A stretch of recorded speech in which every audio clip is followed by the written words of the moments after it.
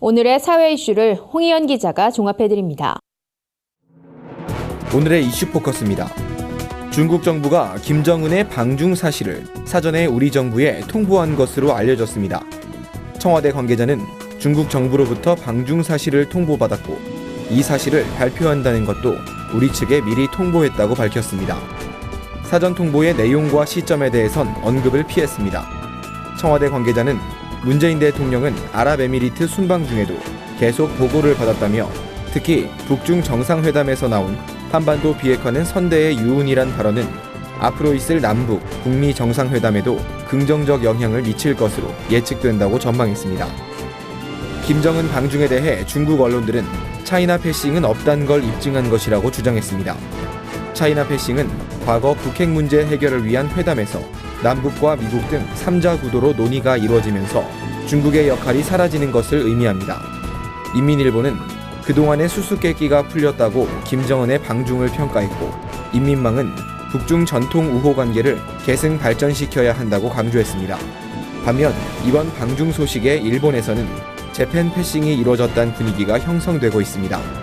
그동안 대화를 위한 대화는 안 된다며 대북 강경론을 주도해왔지만 상황이 뒤바뀌고 있기 때문입니다. 아베 일본 총리는 중대한 관심을 갖고 정보를 분석하는 중이라며 이번 대화는 일본의 공헌이 컸다고 자평하기도 했습니다. 28일 강원 고성에서 발생한 산불이 축구장 면적의 49배에 달하는 35헥타르의 산림을 태웠습니다.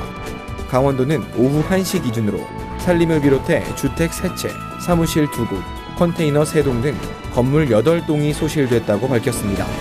또 지역 학교들은 수업을 중단하고 조기 하교 조치를 취하기도 했습니다. 소방당국은 산불이 민가로 번지는 걸 차단하기 위해 물탱크 등 관련 장비를 지원받아 산불 진화에 동원하고 있습니다. 인근 군부대인 육군 22사단 공병부대 장병들은 탄약과 유류 등 전투물자를 안전지대로 옮기기도 했습니다. 성추행 의혹의 거짓 해명 논란까지 낳은 정봉주 전 의원이 서울시장 선거에 출마하지 않겠다고 밝혔습니다. 정 전 의원은 28일 자신의 SNS에서 서울시장 출마를 철회하며 모든 공적 활동을 접고 자숙하면서 자연인 정봉주로 돌아가겠다고 말했습니다. 정 전 의원은 성추행 의혹을 제기한 인터넷 매체 프레시안을 고소했다가 27일 취소한 데 이어 28일엔 보도자료를 배포해 성추행 의혹 사건 당일 해당 장소에 자신이 갔었던 사실을 인정했습니다.